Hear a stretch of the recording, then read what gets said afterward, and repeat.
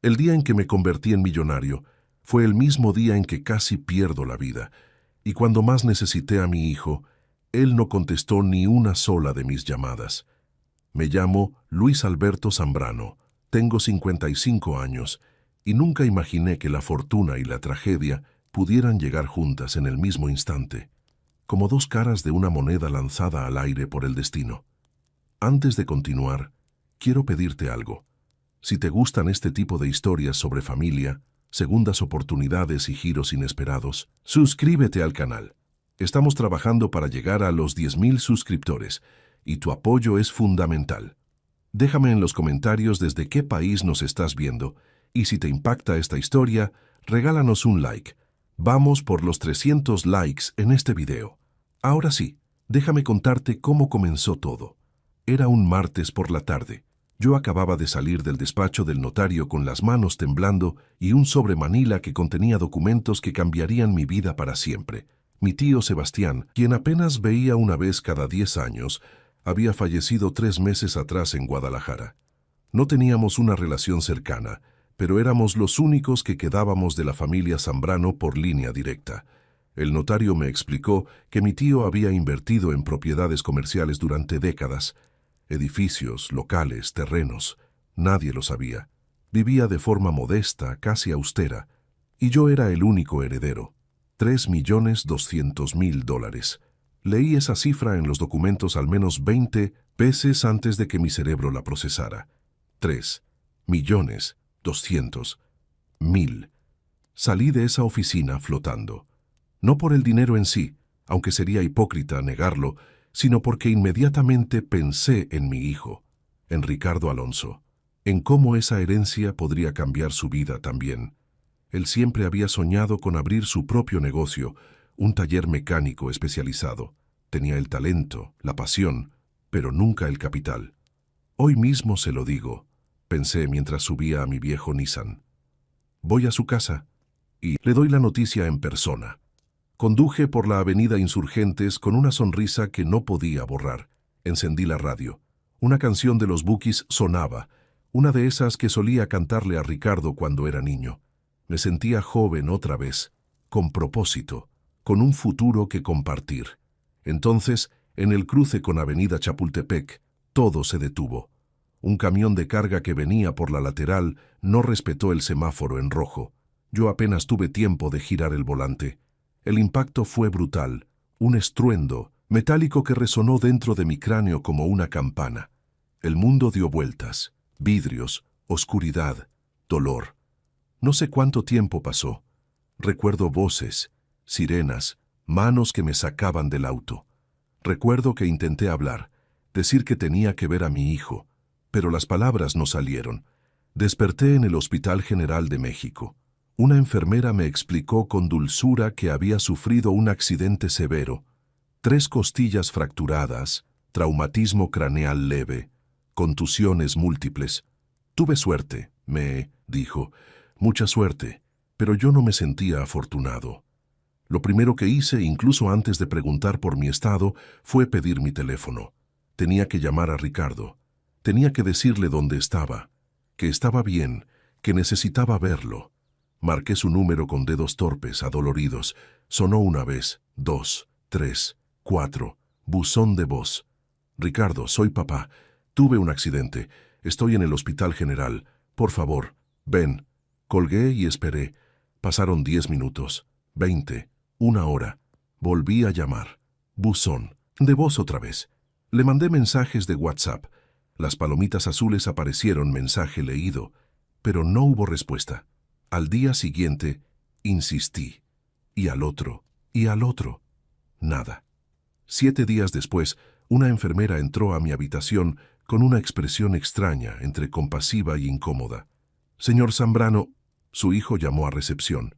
Mi corazón saltó. ¿Va a venir? Ella negó con la cabeza lentamente. Dijo que está muy ocupado, que se pondría en contacto cuando pudiera. Sentí como si las costillas fracturadas se hundieran más profundo en mi pecho, y así pasaron 3 semanas. 3 semanas de silencio absoluto. 3 semanas en las que mi cuerpo sanaba, pero algo dentro de mí se rompía de una forma que ningún médico podía reparar. Hasta que, finalmente, un jueves por la tarde, la puerta de mi habitación se abrió. Era Ricardo, con un traje que no le había visto antes, y del brazo de una mujer joven, de cabello oscuro y ojos grandes, que sonreía con cortesía. «Papá», dijo Ricardo con tono neutro, «te presento a Valeria, mi esposa». Yo parpadeé confundido. «¿Esposa? ¿Cuándo?» Pero antes de que pudiera terminar la pregunta, los ojos de Valeria se clavaron en mi rostro, y su sonrisa se congeló.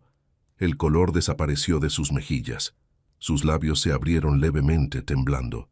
«No», susurró dando un paso atrás. «No puede ser usted.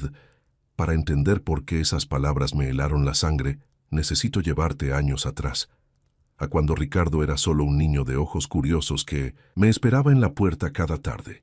Mi esposa, Carmela, murió cuando Ricardo tenía apenas 12 años. Cáncer de páncreas. Fue rápido, doloroso, devastador. De un día para otro, me convertí en padre soltero de un adolescente que acababa de perder a su madre. Hice lo que pude. Trabajaba como supervisor en una fábrica textil en Naucalpan. Los turnos eran largos, el salario apenas alcanzaba, pero nunca faltó comida en la mesa, ni zapatos en los pies de Ricardo. Renuncié a mis propios sueños para que él pudiera estudiar, para que tuviera oportunidades que yo nunca tuve. Pero la verdad que me costaba admitir incluso a mí mismo, es que después de perder a Carmela, algo en mí también murió. Me volví más callado, más distante. Las palabras de afecto se me atoraban en la garganta. Los abrazos se volvieron palmadas rápidas en el hombro. Ricardo creció sintiéndose solo. Lo sé ahora. No lo supe entonces. A los 23 años se mudó a su propio departamento. Decía que necesitaba independencia, espacio para crecer. Yo asentí, orgulloso de su autonomía, sin darme cuenta de que en realidad estaba huyendo de una casa que se había vuelto un mausoleo de silencio. Nuestras conversaciones se redujeron a llamadas breves cada 2 o 3 semanas. «¿Cómo estás?» «Bien». «¿El trabajo?» «Bien». «Bueno, cuídate». «Tú también». Nunca peleamos. Nunca hubo un conflicto grande que marcara una ruptura. Simplemente nos fuimos alejando, como dos barcas en un río que lentamente se separan, sin que ninguno de los tripulantes se dé cuenta hasta que ya es demasiado tarde. Yo seguía mi rutina, él seguía la suya. Y entonces llegó la llamada del notario, Sebastián Zambrano, mi tío, un hombre que había sido casi un fantasma en mi vida. Nos habíamos visto en algunos funerales, en un par de reuniones familiares, donde intercambiábamos saludos educados y nada más. Sabía que vivía en Guadalajara, que nunca se había casado, que trabajaba en algo relacionado con bienes raíces, pero millonario. Eso jamás lo sospeché. El notario me explicó que el tío Sebastián había dejado instrucciones muy claras. Yo era su único sobrino vivo. La herencia era mía, sin condiciones, sin trampas. Durante 3 días caminé como sonámbulo, procesando la información. Revisaba los documentos una y otra vez, esperando encontrar algún error, alguna letra pequeña que dijera «es broma». Pero no, era real. Y lo primero que pensé, lo juro por la memoria de Carmela, fue en Ricardo. «Esto puede reparar todo», me dije. «Puedo ayudarlo a cumplir sus sueños. Podemos volver a conectar. Podemos ser una familia otra vez». Esa esperanza me llenaba el pecho cuando subí a mi auto esa tarde. Esa ilusión me hacía sonreír mientras conducía hacia su casa. Iba a tocar su puerta, abrazarlo como no lo hacía desde que era niño y decirle, «Hijo, todo va a estar bien ahora. Todo va a cambiar». Pero el destino tenía otros planes. El camión, el impacto, la oscuridad y después el silencio más doloroso de todos, el de mi propio hijo que veía mis mensajes, escuchaba mis llamadas y elegía no responder. Mientras yacía en esa cama de hospital, con cada costilla punzando dolor con cada respiración, me preguntaba una y otra vez, ¿en qué momento perdí a mi hijo? ¿En qué momento dejé de importarle? Y más importante aún, ¿quién era esa mujer que ahora lo miraba a él, luego a mí, con los ojos llenos de un terror que no podía comprender. ¿Qué secreto guardaba Valeria Campos? El silencio en esa habitación era tan denso que podía sentirlo presionando contra mi piel. Valeria había retrocedido hasta quedar casi pegada a la pared, con una mano sobre su boca y los ojos tan abiertos que parecían a punto de desbordarse. Ricardo la miraba desconcertado, luego me miraba a mí, tratando de entender qué demonios estaba pasando. «Valeria», dijo mi hijo, tocando su brazo, «¿qué te pasa?» Ella no respondió. Solo me miraba fijamente, como si yo fuera un fantasma que había salido de su pasado más oscuro. Intenté incorporarme un poco en la cama, ignorando el dolor agudo en las costillas.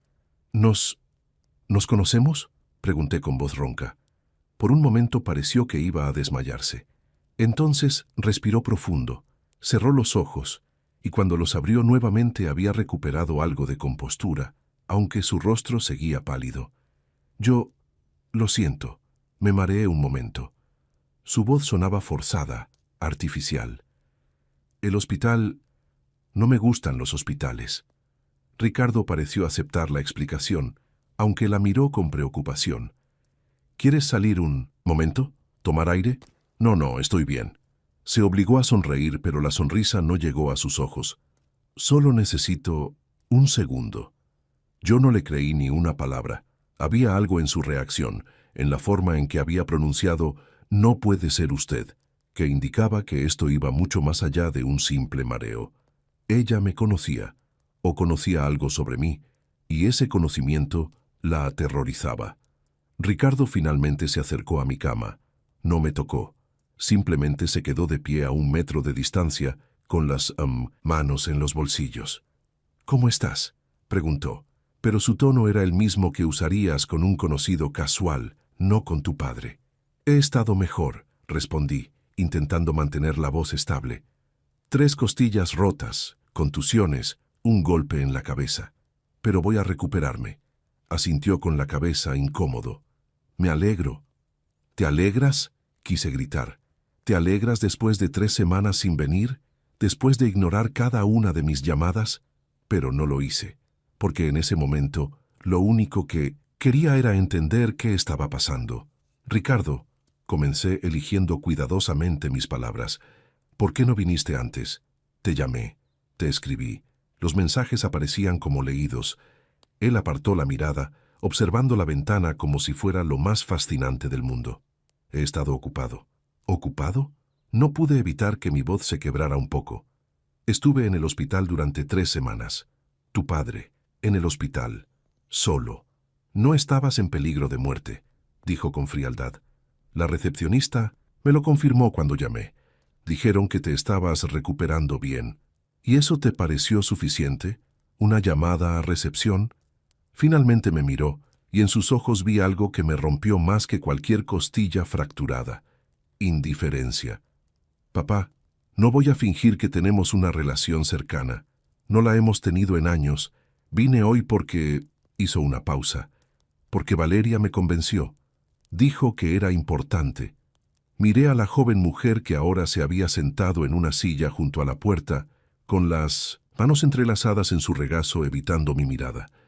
«¿Tú lo convenciste?», le pregunté directamente. Ella asintió levemente, sin levantar la vista. «Familia es familia», murmuró, «sin importar todo lo demás». Había algo críptico en esas palabras. «Sin importar todo lo demás». ¿Qué significaba eso? Ricardo suspiró, como si esta conversación fuera una obligación tediosa que quería terminar cuanto antes. «También vine a contarte algo», señaló a Valeria con un gesto de la cabeza. «Nos casamos hace 2 semanas, en una ceremonia pequeña, íntima». Las palabras me golpearon como un segundo accidente. «¿Te casaste?». Sentí que la habitación daba vueltas. «¿Y no me invitaste?». «Fue algo rápido. Decidimos no hacer una gran celebración». «No te estoy hablando de una gran celebración». Mi voz se elevó sin que pudiera controlarla. «Te estoy hablando de invitar a tu padre, a tu único padre, a tu única familia». «No grites», dijo él con tono cortante. «Estás en un hospital». Me quedé mirándolo tratando de encontrar al niño que solía abrazarme con fuerza, al adolescente que me esperaba despierto cuando llegaba tarde del trabajo, al joven que una vez me dijo que yo era su héroe, pero ese niño, ese adolescente, ese joven, ya no estaban. ¿Cuándo pasó esto?, pregunté en voz baja. ¿Cuándo me convertí en un extraño para ti? Ricardo no respondió. Simplemente miró su reloj. Tenemos que irnos.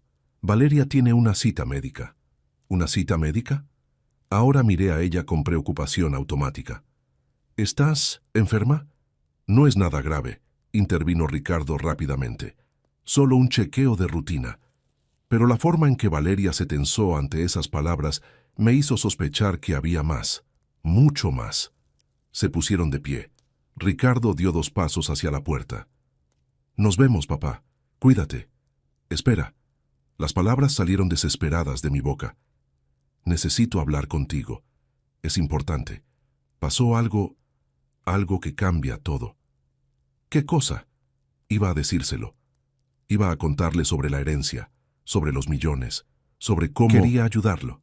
Pero entonces miré a Valeria, que me observaba con esa mezcla extraña de miedo y culpa, y algo me detuvo.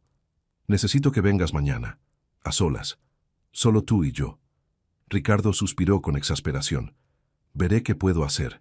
Y se fueron, así, sin un abrazo, sin un apretón de manos, sin nada. Me quedé solo en esa habitación, con el zumbido de las máquinas y el peso aplastante de preguntas que no tenía cómo responder. ¿Quién era realmente Valeria Campos? ¿Por qué había reaccionado así al verme? Y lo más importante, ¿qué secreto conectaba a la nueva esposa de mi hijo conmigo? Esa noche no dormí. Cada vez que cerraba los ojos, veía el rostro de Valeria, el terror en sus pupilas, la forma en que había susurrado, «No puede ser usted», como si yo fuera la última persona en el mundo que esperaba encontrar. A las 3 de la madrugada, con el hospital sumido en ese silencio particular que solo existe en las horas más oscuras, tomé mi teléfono y busqué su nombre en Facebook. Valeria Campos. Encontré 3 perfiles. Ninguno parecía ser ella. Instagram. Misma historia. Era como si no existiera en redes sociales, o como si usara otro nombre. Mi mente comenzó a tejer teorías, cada una más inquietante que la anterior. ¿Era ella alguien de mi pasado? ¿Alguna hija de un conocido? ¿Alguien a quien había lastimado sin saberlo? Revisé mentalmente décadas de memoria, buscando alguna conexión, algún rostro que se pareciera al suyo. Nada. A la mañana siguiente, una enfermera nueva entró a revisar mis signos vitales. Era una mujer mayor, de rostro amable, que llevaba años trabajando en ese hospital según me contó. «Disculpe», le dije mientras ajustaba el suero. «Ayer vino mi hijo con su esposa, una chica joven, delgada, cabello oscuro hasta los hombros. Dijo que tenía una cita médica aquí. ¿Sabría usted?» La enfermera me miró con expresión profesional, pero negó con la cabeza. «Lo siento, señor Zambrano, no puedo darle información sobre otros pacientes. Privacidad médica». «Es la esposa de mi hijo», insistí. «Solo quiero saber si está bien». «Lo entiendo, pero las reglas son las reglas». Me dio una palmadita en el brazo. «Si ella quiere que usted sepa, le contará directamente». Después de que se fue, me quedé mirando el techo, sintiendo cómo la frustración se mezclaba con la impotencia. Ricardo no volvió al día siguiente, como había dicho que vería qué podía hacer. Ni al otro día, ni al otro. Pasó otra semana completa. En ese tiempo, los médicos me dieron de alta. Las costillas estaban sanando bien. El traumatismo craneal no había dejado secuelas. Podía volver a casa. Regresé a mi pequeño departamento en la colonia Roma. Las paredes me recibieron con ese silencio denso y familiar. Todo estaba exactamente como lo había dejado.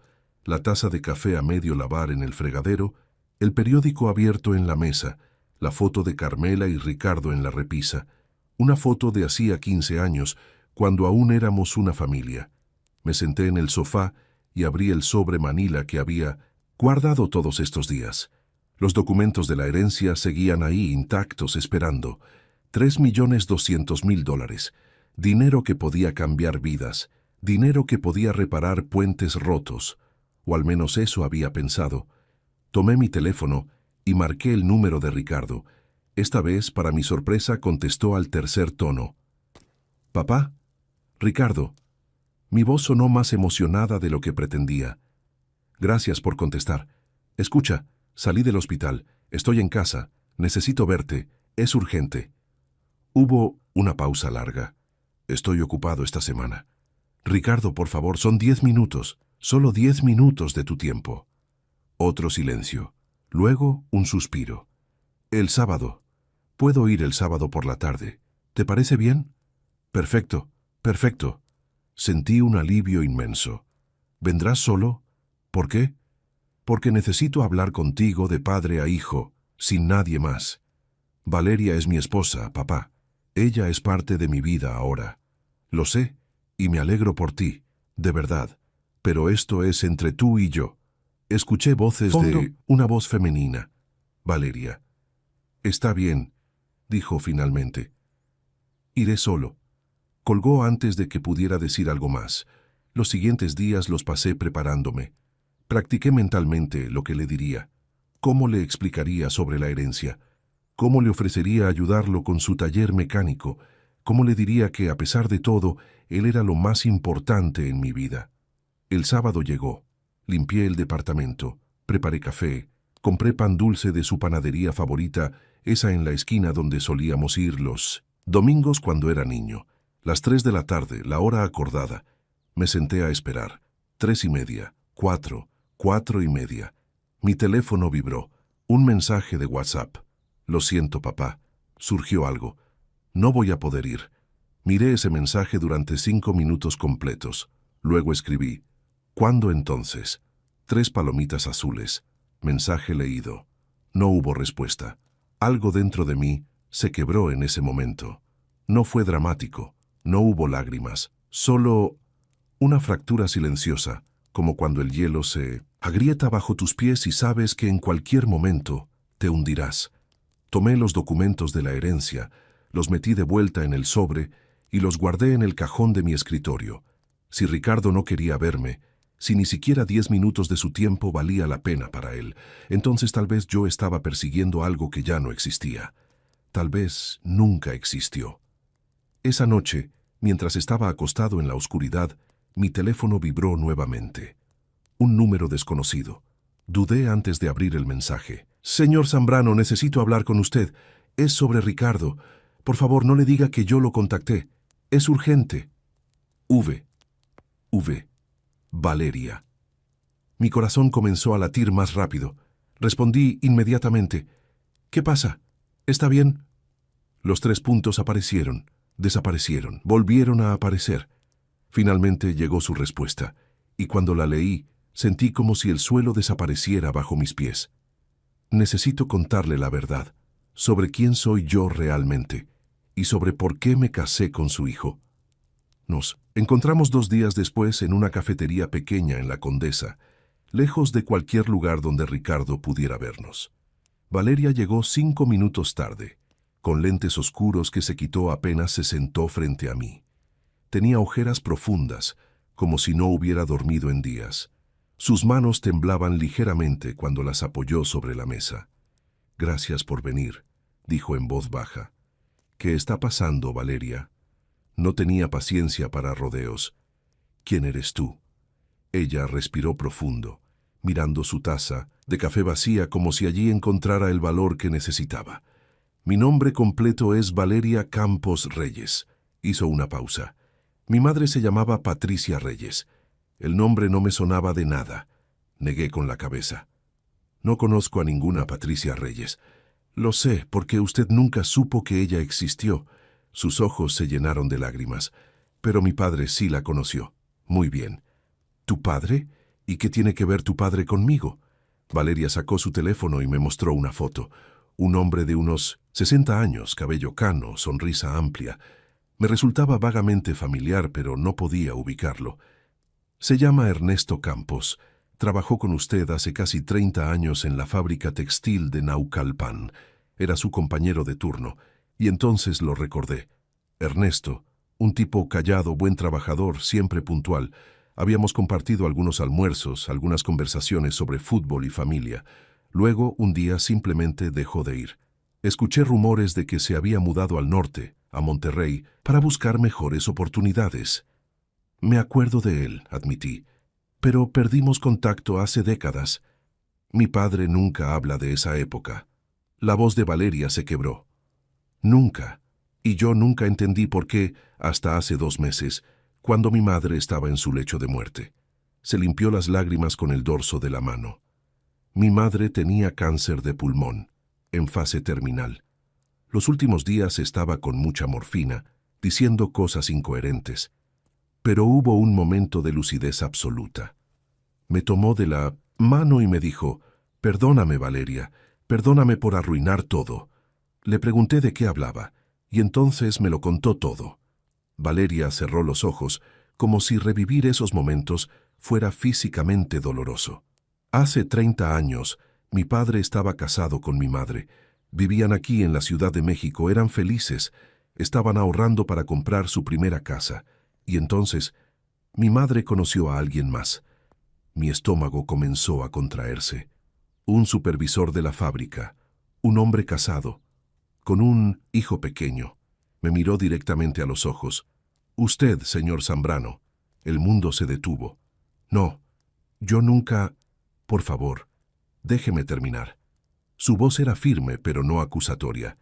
Mi madre me dijo que fue solo un error, una noche, una fiesta de la empresa donde todos bebieron demasiado. Ella y usted... Tragó saliva. Fue una sola vez, pero mi padre se enteró. Las imágenes comenzaron a regresar, borrosas, enterradas bajo 30 años de olvido voluntario. Una fiesta, Año Nuevo, 1995. Estaba enferma en casa con gripe. Yo fui solo porque era obligatorio, porque el gerente lo había dispuesto así. Bebí, demasiado. Y hubo una mujer, Patricia, la esposa de Ernesto. También había bebido. Estábamos hablando en el estacionamiento. Ella estaba llorando por algo. Yo intentaba consolarla y entonces... Dios mío, mi voz era apenas un susurro. Yo no lo recordaba, o no quería recordarlo. Al día siguiente estaba tan avergonzado, tan lleno de culpa. Carmela estaba enferma. Ricardo era pequeño. Hice todo lo posible por borrar esa noche de mi mente. Mi padre los encontró, continuó Valeria. En el estacionamiento, los vio, y su mundo se destruyó. Ernesto nunca me dijo nada, nunca me confrontó, porque mi madre le rogó que no lo hiciera. Le suplicó, le juró que había sido un error horrible, que la había tomado por sorpresa, que jamás volvería a pasar. Valeria apretó los puños. Mi padre decidió creerle, pero no podía seguir trabajando ahí, viendo su cara todos los días. Así que renunció. Tomó a mi madre y se mudaron a Monterrey. Comenzaron de nuevo. Las piezas comenzaban a encajar de una manera horrible y perfecta. Y entonces me conociste a mí, dije lentamente, y te casaste con mi hijo.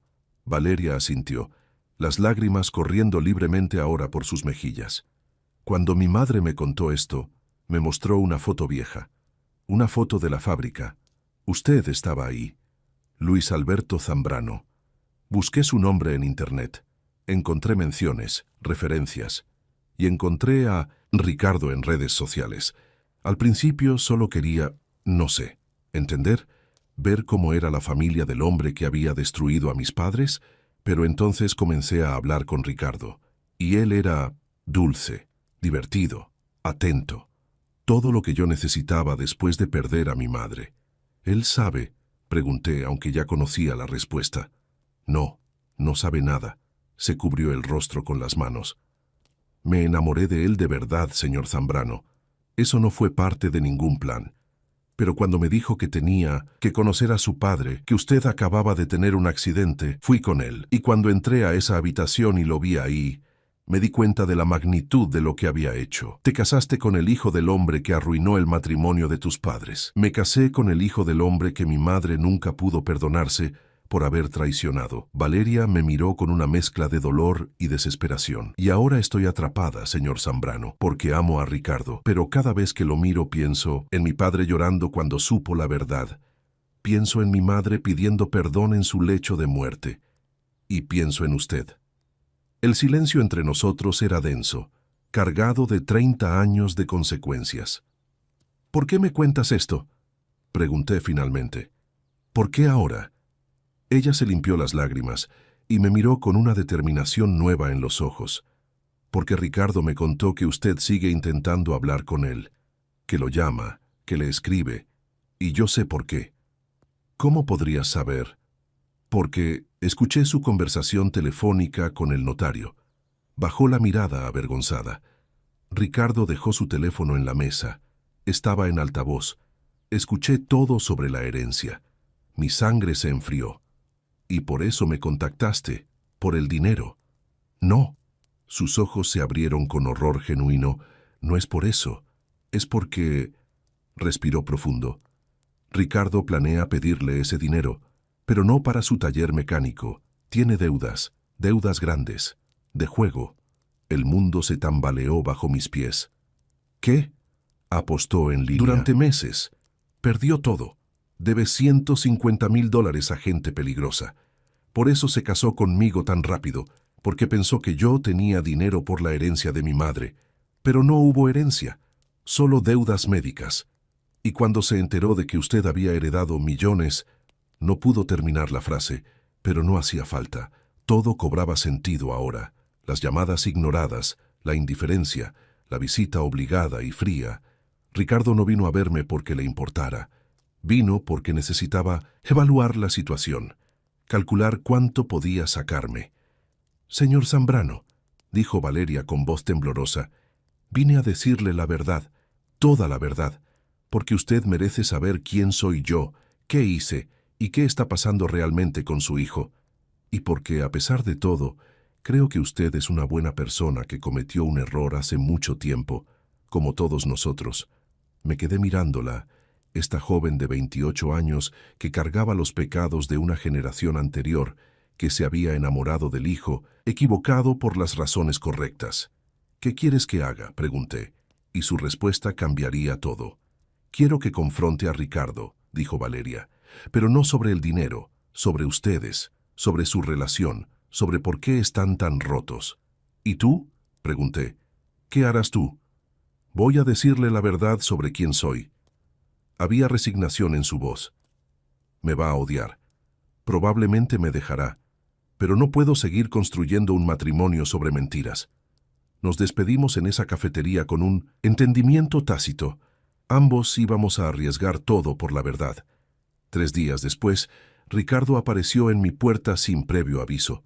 No había llamado. No había escrito. Simplemente tocó el timbre un jueves por la noche, con una sonrisa que no llegaba a sus ojos. «Hola, papá. ¿Puedo pasar?». Lo dejé entrar. Se sentó en el sofá con una familiaridad ensayada, mirando alrededor del departamento como si lo estuviera evaluando. «Te ves mejor», dijo, «más recuperado». «Las costillas sanan», respondí, sentándome frente a él. «Otras cosas, no tanto». Hubo un silencio incómodo. Luego Ricardo se inclinó hacia adelante, juntando las manos. «Escucha, papá. Sé que las cosas entre nosotros han sido complicadas, y lo lamento, de verdad». Las palabras sonaban practicadas. «He estado pensando mucho sobre nosotros, sobre la familia». «¿De verdad?». No pude evitar el tono escéptico. «Sí, y creo que deberíamos intentar reconstruir nuestra relación». Me miró directamente. «Pero para eso necesito ser honesto contigo». Mi corazón se aceleró. ¿Iba a confesarlo por sí mismo? «Estoy escuchando». «Tengo problemas financieros». Bajó la mirada, avergonzado. «Grandes.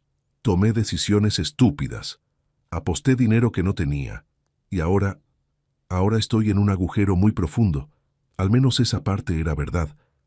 «¿Cuánto debes?». $150,000. Su voz se quebró. «Y la gente a la que le debo no es paciente. Me han amenazado. A mí, a Valeria. ¿Por eso te casaste con ella tan rápido? ¿Pensaste dinero?». que...». Se sobresaltó, sorprendido. ¿Cómo? Responde la pregunta, Ricardo. Desvió la mirada. Al principio, sí. Había escuchado que su madre había muerto y asumí que habría una herencia.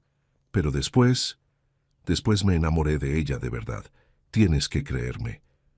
¿Y ahora? ¿Por qué estás aquí ahora? Tragó saliva. Porque escuché sobre tu herencia, sobre el dinero del tío Sebastián. Me miró con ojos suplicantes. Papá, eres millonario ahora, y yo soy tu único hijo, tu única familia. Ese dinero podría salvarme, podría salvarnos. Ahí estaba.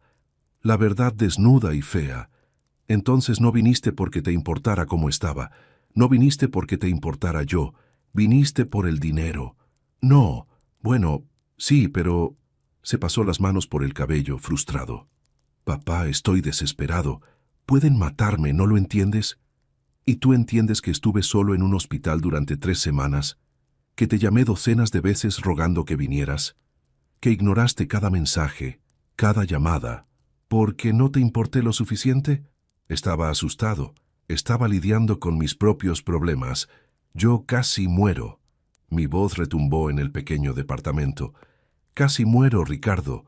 Y lo único que te importaba era tu maldita deuda. Se puso de pie, defensivo. Eso no es justo. Tú nunca estuviste ahí para mí cuando te necesité. Después de que mamá murió, te convertiste en un fantasma. Vivías en la misma casa, pero no estabas presente. Nunca me preguntaste cómo me sentía. Nunca me abrazaste. ¡Nunca! Estaba destrozado, grité.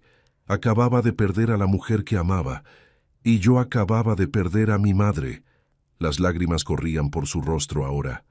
Pero tú solo pensabas en tu propio dolor, nunca en el mío. Las palabras nos golpearon a ambos como puñetazos. Nos quedamos ahí, de pie, jadeando, con 30 años de resentimiento finalmente expuestos. Tienes razón, dije finalmente, mi voz ahora tranquila. Tienes razón. Fui un mal padre después de que tu madre murió. Me encerré en mí mismo. Te abandoné emocionalmente, y por eso pido perdón. Ricardo parpadeó sorprendido por la admisión. Pero eso no justifica lo que has hecho, continué. No justifica que me hayas ignorado cuando casi muero. No justifica que solo me busques cuando necesitas dinero. Papá, por favor, ¿sabes lo que iba a hacer con esa herencia? Caminé hacia el escritorio y saqué el sobre Manila. Iba a darte la mitad, sin que me lo pidieras, sin condiciones, porque a pesar de todo, eres mi hijo, y quería ayudarte a cumplir tus sueños. Pero tus sueños son mentiras, ¿verdad? No hay taller mecánico, no hay planes, solo deudas y desesperación. Ricardo se dejó caer en el sofá, cubriéndose el rostro. Lo siento mucho. La puerta del departamento se abrió entonces. Valeria entró con una llave que evidentemente Ricardo le había dado. Su rostro estaba pálido pero determinado. Ricardo, dijo con voz temblorosa, necesito decirte algo. Él levantó la vista, confundido. ¿Valeria? ¿Qué haces? ¿Aquí? Vine porque... Me miró y yo asentí con la cabeza, dándole ánimo. Porque tienes que saber la verdad sobre mí. Y entonces Valeria le contó todo. Sobre Patricia, sobre Ernesto, sobre la noche de 1995, sobre cómo había buscado a Ricardo inicialmente por razones equivocadas, pero cómo se había enamorado de verdad. Ricardo la escuchó en silencio absoluto, su rostro pasando por una docena de emociones: incredulidad, rabia, traición, dolor. Cuando terminó, el silencio en la habitación era ensordecedor.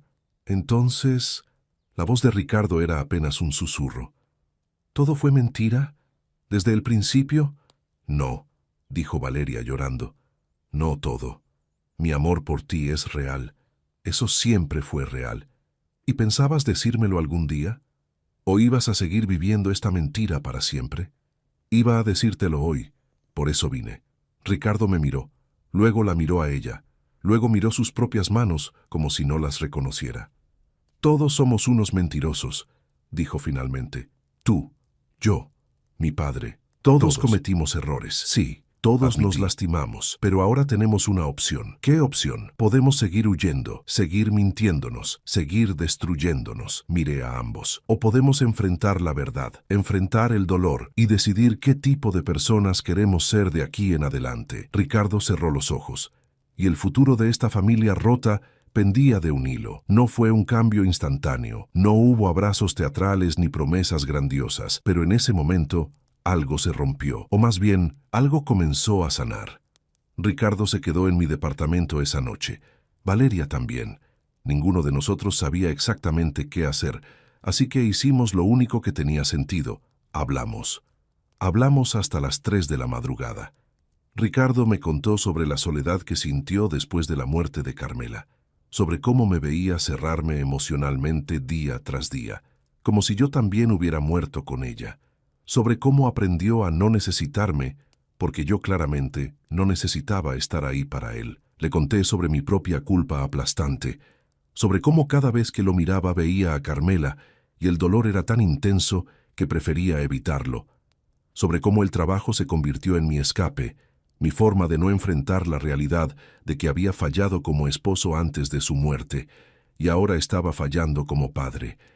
Esa noche con Patricia, dije, las palabras saliendo con dificultad, fue el peor error de mi vida. Carmela nunca lo supo, yo me aseguré de eso, pero la culpa me consumía, y cuando ella murió, sentí que Dios me había castigado quitándomela. Valeria escuchaba en silencio, lágrimas rodando por sus mejillas. Mi padre nunca fue el mismo después de eso, dijo suavemente. Mi madre tampoco. Se quedaron juntos, tuvieron una vida funcional, pero había una grieta, algo roto que nunca se reparó. Y cuando mi madre murió, una de sus últimas palabras fue: «Dile a tu padre que lo siento. Dile que nunca dejé de amarlo realmente». «¿Se lo dijiste?», pregunté. Sí, sonrió con tristeza. Lloró. Fue la primera vez que lo vi llorar en mi vida. Ricardo tomó la mano de Valeria. «No sé si puedo perdonarte todavía», le dijo con honestidad brutal, «pero creo que quiero intentarlo, porque tenías razón. Te amo. Y eso tiene que significar algo». Ella asintió apretando su mano. «Y yo no sé si puedo perdonarme a mí mismo», agregó Ricardo mirándome. «Por cómo te traté, por haber venido solo por dinero, por...» «Detente», lo interrumpí. «No necesito que te castigues. Necesito que seas honesto de aquí en adelante. Eso es todo». «¿Y las deudas?», sí, preguntó Valeria. «La gente que lo está amenazando», suspiré. «Voy a ayudarlo». Levanté una mano cuando Ricardo empezó a hablar. «Pero con condiciones. Te voy a prestar $150,000, no regalados, prestados, y vas a firmar un documento legal donde te comprometes a pagarme de vuelta, con trabajo, con esfuerzo, con tiempo. 10 años, si es necesario. 20. Pero no más apuestas, nunca más. Y vas a ir a terapia, para la adicción al juego y para todo lo demás». Ricardo abrió la boca para protestar, pero luego la cerró. Asintió lentamente. «Está bien, acepto». «¿Y tú?», me dirigí a Valeria. «¿Qué vas a hacer ahora?». Ella miró a Ricardo con incertidumbre. «No lo sé, supongo que eso depende de él». Ricardo respiró profundo. «Quiero que te quedes. Quiero que intentemos construir algo real, sin secretos esta vez. Pero necesito tiempo para procesar todo esto. El tiempo es lo único que podemos darnos. Ahora», dije, «tiempo y honestidad y la voluntad de ser mejores de lo que fuimos». Los días siguientes fueron extraños y nuevos. Ricardo vino a visitarme 3 veces esa semana. Conversaciones cortas, a veces incómodas, pero genuinas. Pagué sus deudas. Vi su rostro cuando se liberó de ese peso, la forma en que sus hombros literalmente se relajaron. Y comencé a ver a un terapeuta también, porque me di cuenta de que si quería que mi hijo sanara, yo también tenía que enfrentar mis propios demonios. Valeria y Ricardo empezaron terapia de pareja. Era un camino largo, me dijeron, pero estaban caminándolo juntos. Un mes después, los 3 nos reunimos para cenar. Fue Valeria quien cocinó, un mole poblano que, admitió tímidamente, era la receta de su madre. «Patricia habría querido que ustedes se conocieran», dijo sirviéndonos. A pesar de todo, ella creía en las segundas oportunidades. Entonces brindemos por ella, dije, levantando mi copa de agua. Por Patricia, por Carmela, por todos los que ya no están pero que nos enseñaron lo que realmente importa. Chocamos nuestras copas. No fue perfecto. Todavía había momentos de tensión, de silencios incómodos, de heridas que necesitaban más tiempo para sanar. Pero estábamos ahí, juntos, 3 personas rotas, tratando de construir algo entero. El dinero de la herencia terminó siendo menos importante de lo que imaginé. Sí, ayudó. Resolvió problemas inmediatos. Pero no compró amor. No compró perdón. No compró tiempo perdido. Lo que sí hizo fue darme una segunda oportunidad. Una oportunidad de ser el padre que debía haber sido desde el principio. Una oportunidad de ver a mi hijo no como un recordatorio de mis fracasos, sino como un ser humano complejo, imperfecto, pero digno de amor incondicional.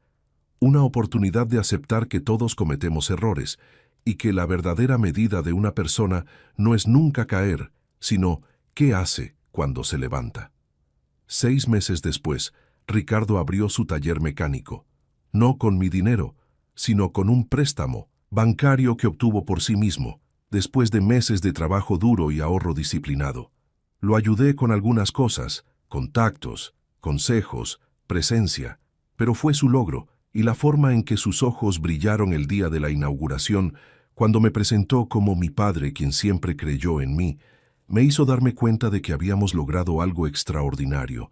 No habíamos borrado el pasado, pero habíamos decidido no ser prisioneros de él. Valeria se convirtió en parte de nuestra familia, no como una intrusa o una mentirosa, sino como alguien que entendía que las familias son complicadas, que el amor es complicado, pero que ambos valen la pena el esfuerzo.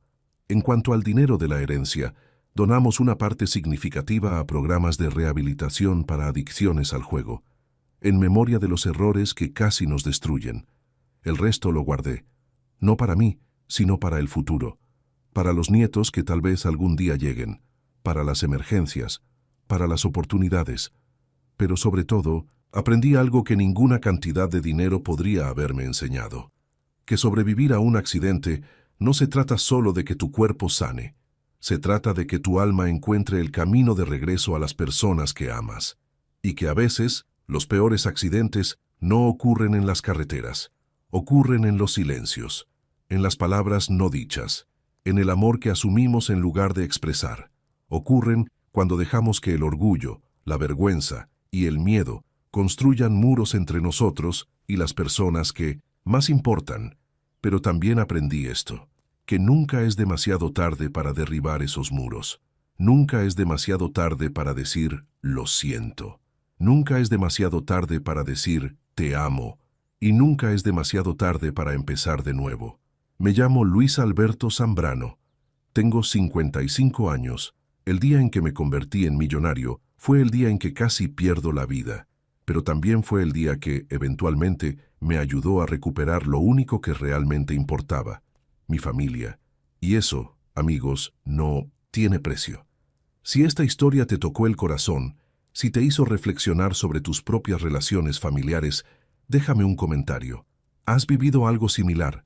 ¿Has tenido la oportunidad de reconstruir puentes rotos? Tu historia importa también. No olvides suscribirte al canal y activar la campanita para más historias que nos recuerdan lo que realmente importa en la vida.